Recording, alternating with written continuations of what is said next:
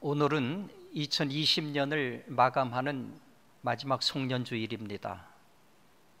오늘 여기까지 우리를 인도하신 에벤에셀 되신 하나님을 찬양합니다. 올해는 코로나 바이러스 19로 시작해서 코로나 바이러스 19로 마감하는 한 해가 됐습니다.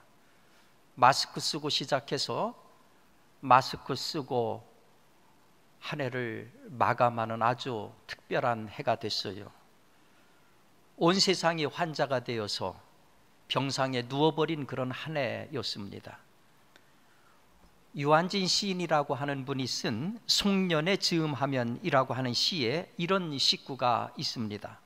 송년회 즈음하면 도리 없이 인생이 느껴질 뿐입니다. 송년회 즈음하면 자꾸 작아질 뿐입니다. 눈 감기고 귀 다치고 오그라들고 쪼그라들어 모퉁이 길 막돌멩이보다 초라한 본래의 내가 되고 맙니다. 송년회 즈음하면 갑자기 철이 들어버립니다. 1년치의 나이를 한꺼번에 다 먹어줘 말소리는 나직나직 발걸음은 조심조심 저절로 철이 들어 늙을 수밖에 없습니다. 매년 송년회는 다 그런 그 소회가 있습니다만은 특별히 올해에는 인생이 더 작아지고 더 늙어버린 그런 느낌입니다. 제가 군목 시절에 문제 병사를 상담한 적이 있는데 그 병사가 했던 말이 기억이 납니다. 제 인생에서 이 군 생활 기간만큼은 제발 지워버리고 싶습니다. 오죽 군생활 적응이 안 됐으면 저런 얘기를 할까 들으면서도 마음이 아팠어요. 아마 올 한 해를 보내는 여러분의 생각도 비슷할 겁니다. 내 인생에서 지워버리고 싶은 2020년, 너무 힘들어서 내 인생에서 빼버리고 싶은 2020년. 아마 많은 분들이 올 한 해가 내 인생의 최악의 해였다 이렇게 소회를 할 거예요. 충분히 이해가 가고 동의가 됩니다. 그런데 여러분, 우리의 2020년이 아무리 잊고 싶은 해라고 하더라도 잊혀질까요? 우리의 2020년이 아무리 지우고 싶은 해라고 하더라도 지워질 수 있을까요? 우리의 2020년이 아무리 우리 인생에서 최악의 해라고 하더라도 오늘 우리가 본문에서 만나게 되는 본디오 빌라도만 할까요? 인생의 어느 한 해가 아니라 인생 자체가 저주고 인생 자체가 망가기고픈 빌라도만 할까요? 지난 2000년 동안 예수의 이름으로 모이는 세계 곳곳의 예배마다 본디오 빌라도에게 고난을 받으사 이 저주를 들어야 했던 빌라도의 인생보다 더 비참할 수 있을까요? 왜 한 사람의 인생이 이 지경이 되었을까요? 또 우리가 이렇게 이야기하는 빌라도는 우리하고는 전혀 상관이 없는 그저 2000년 전에 잠시 살다 사라진 그 과거의 인물일까요?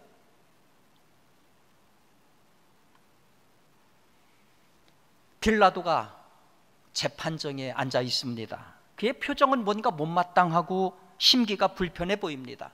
그도 그럴 것이 꿈나라를 막 헤매야 되는 이른 새벽에 대제사장과 장로들이 예수라고 하는 자를 끌고 와서 재판을 요청한 겁니다. 게다가 이 재판에는 곡절이 있어요. 누가복음하고 요한복음을 보면은 빌라도가 예수 문제에 대해서 무죄를 확신하고 이 예수를 헤롯에게 돌려보냅니다. 그런데 헤롯이 다시 이 예수 사건을 빌라도에게 가지고 와서 당신이 재판에다 주시오 이렇게 요청을 한 거예요. 그래서 재판이 시작이 된 겁니다. 이 빌라도 입장에서는 이래저래 마음이 불편할 수밖에 없는 거지요. 빌라도가 신문을 하면서 이렇게 시작을 하지요. 내가 유대인의 왕이냐? 빌라도가 신문을 이렇게 이 문장으로 시작한 데에는 곡절이 있어요. 여러분, 유대인들에게는 사람을 죽일 권한이 없습니다. 사형 선고 권한은 로마 제국이 파송한 총독에게만 있습니다. 그리고 사형은 당시 로마법에 의하면은 아주 극악무도한 살인범이든지 로마 제국의 반기를 들었던 정치범에게만 적용이 됐습니다. 예수는 당연히 사람을 죽인 행악자가 아니에요. 그런데 유대인들은 예수를 죽이고 싶어 해요. 그렇다면 남은 가능성은 예수를 정치범으로 만드는 겁니다. 네가 유대인의 왕이냐? 이 질문에는 바로 이런 복선이 깔려 있는 거지요.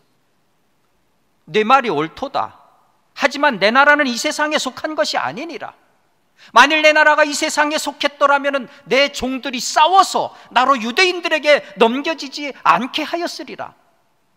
그러면 내가 왕이 아니냐?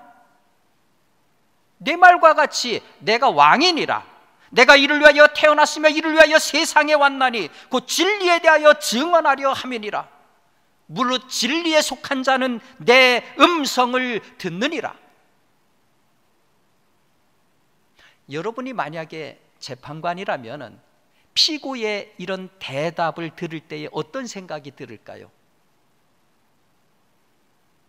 뭔가 나사가 풀렸구나. 저 친구 제정신이 아니구나. 저 돈키호테구나. 본디오 빌라도가 이 말을 듣고 법정 밖으로 나갑니다.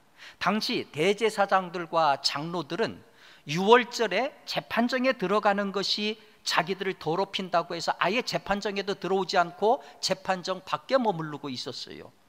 너희가 이 자를 너희를 미혹한다 해가지고 내가 좀 신문을 해봤는데 그런 혐의를 전혀 발견을 못했노라. 이 사람은 죽을 죄를 지은 일이 없으니 그냥 정신 차릴 만큼 때려서 쫓아버리겠노라. 이 빌라도의 말이 끝나자마자 여기저기서 예수를 고소하는 소리가 빗발칩니다. 저자가 우리 백성을 미혹했나이다. 가이사에게 세금도 바치지 말라고 선동했나이다. 저자가 자칭 유대인의 왕이라고 합니다. 조용한 새벽의 침묵을 깨고 악에 바친 고소가 하늘에 메아리칩니다.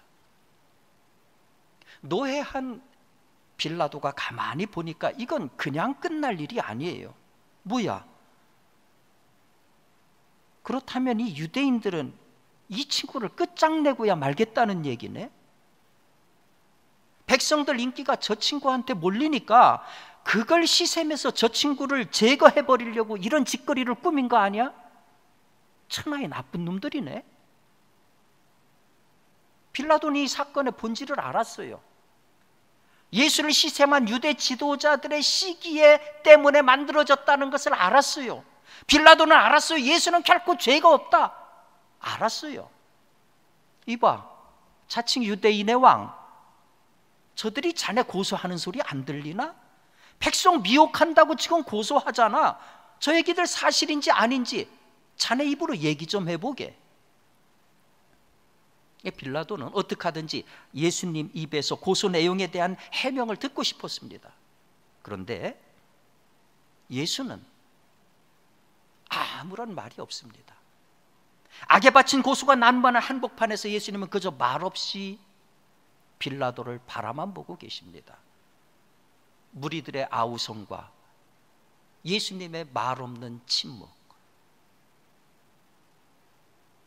예수님은 말없는 침묵 속에서 무슨 얘기를 하고 계신 걸까요?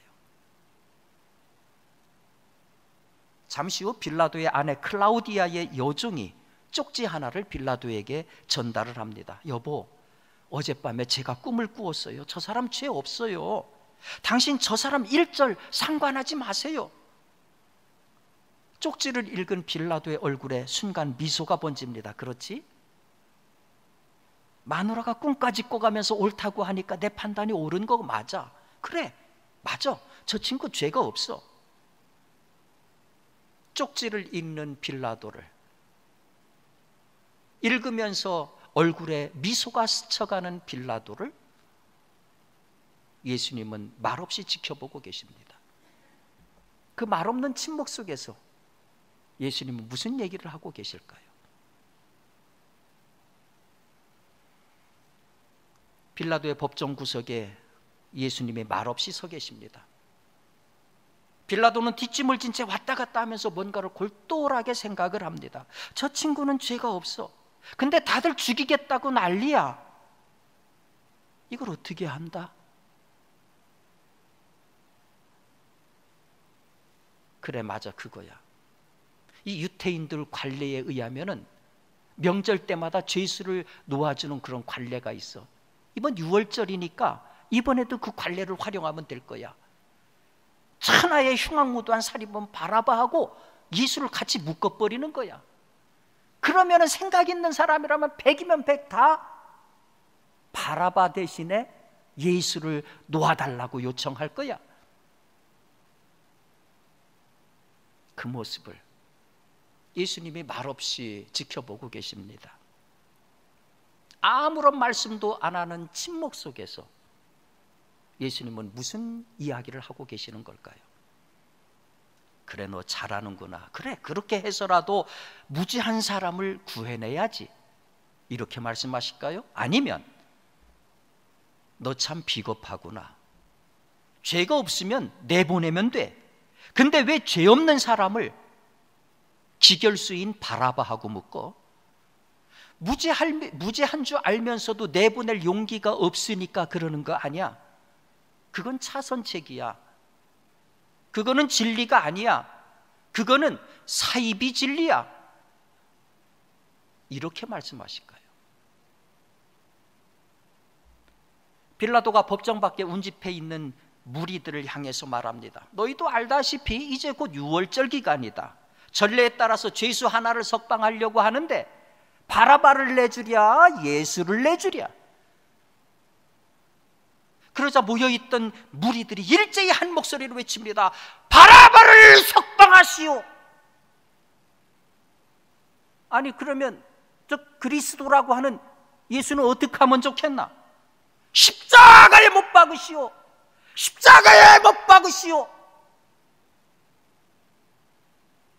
당혹스럽습니다.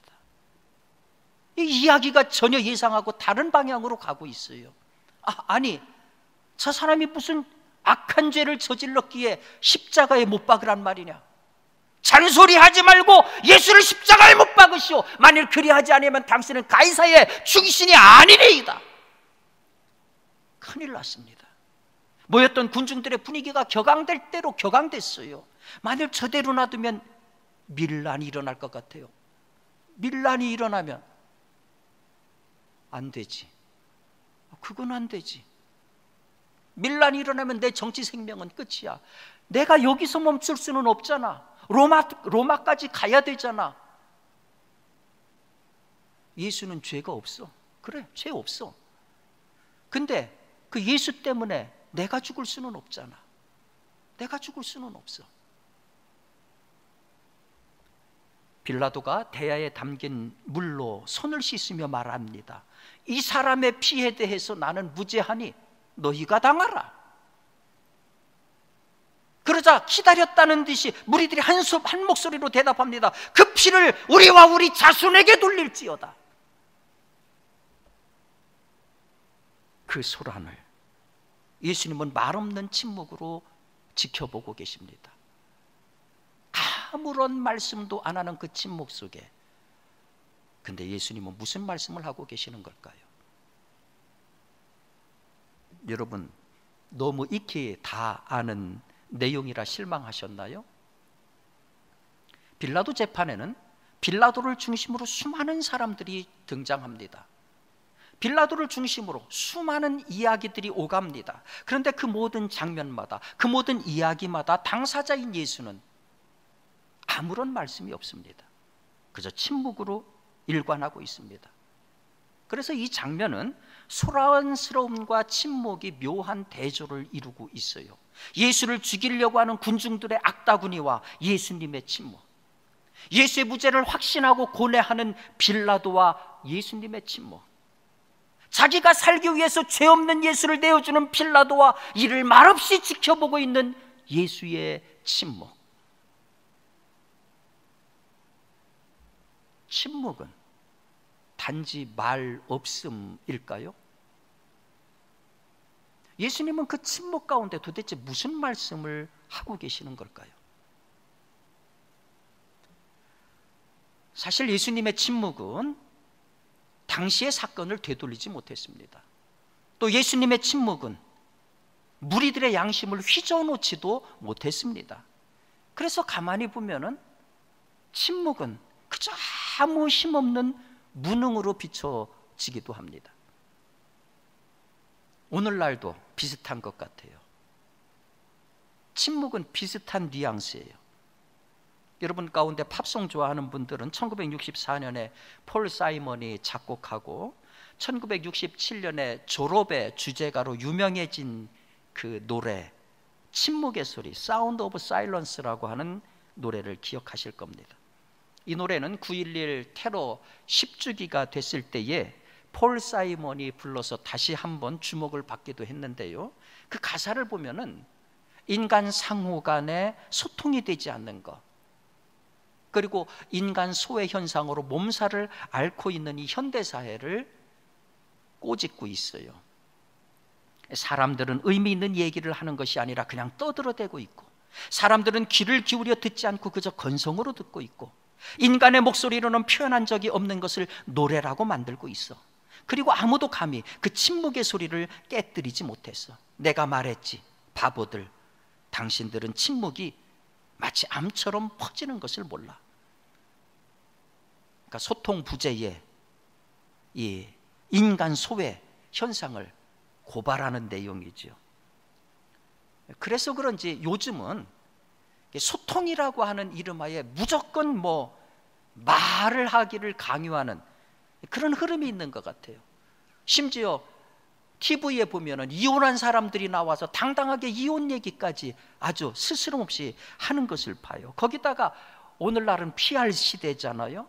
성공하고 싶으면 적극적으로 자기들을 이런저런 방법으로 알려야 됩니다. 뭐 먹방 방송 같은 거 보면은 세상에 그냥 24시간 먹고 있어요. 그렇게 자기를 알리고 있어요. 그런데 반대로 침묵이라고 하는 것은 이 시대의 무능으로 받아들여질 정도입니다. 그런데 여러분, 정말 그런 거가 맞습니까? 예수님의 침묵은 무능한 침묵이고 비겁한 침묵인가요? 아니지요.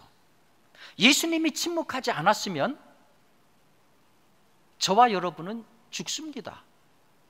예수님의 침묵은 예수가 우리 대신 죽어야 한다고 하는 하나님의 계획을 받아들이는 순종이었어요.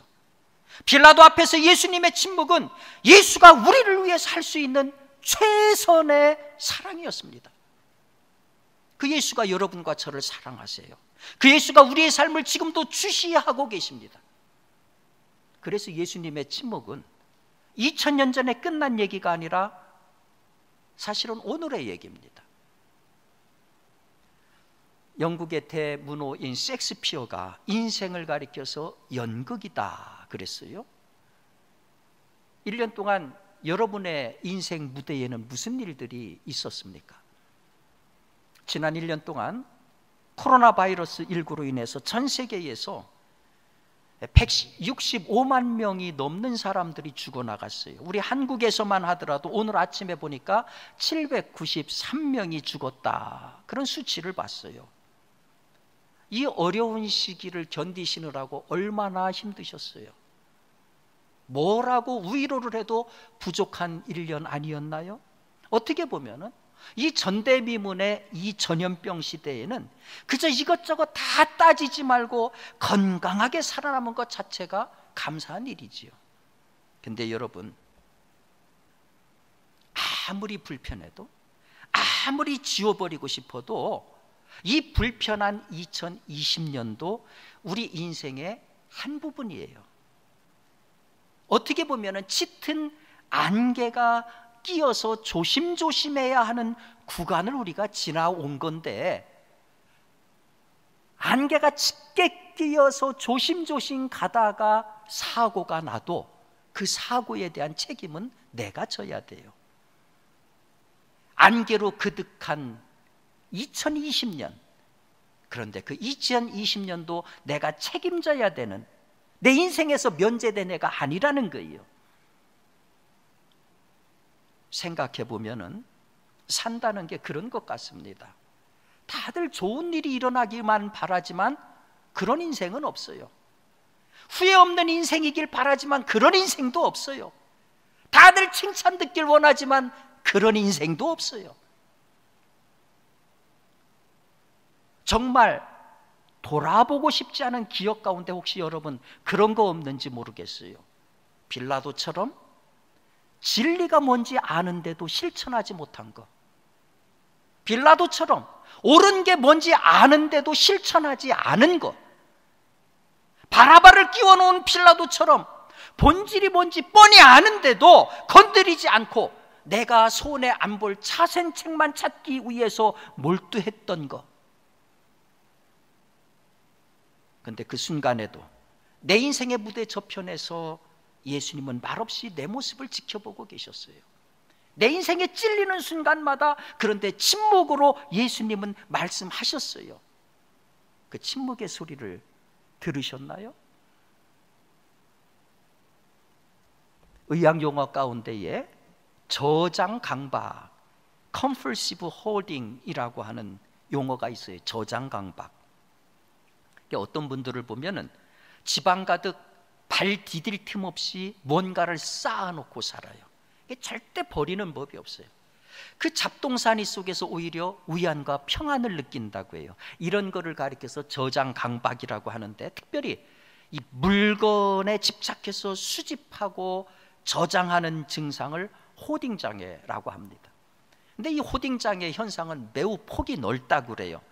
음식만 모으는 분들이 있어요. 이거 푸드 호딩이라고 하는데, 이런 분들을 보면은 냉장고에 이런저런 식품들로 꽉 차 있어요. 유통기간이 다 지났는데도 안 버리고 그냥 꽉 차 있어요. 또 동물만 모으는 애니멀 호딩도 있어요. 어떤 분은 개만 모아요. 이렇게 되면 이 집안에 가면 완전히 개판이죠. 증상이 굉장히 다양한데 이 증상의 공통 원인이 뭐냐 하면은 집착이에요. 나에 대한 집착. 사랑이에요. 나에 대한 사랑. 과도한 이기주의. 여러분, 우리가 사실 얼마나 많이 배웠습니까? 우리 대한민국의 평균 교육은 초급 대학 이상이에요. 세계에 이런 나라가 없어요.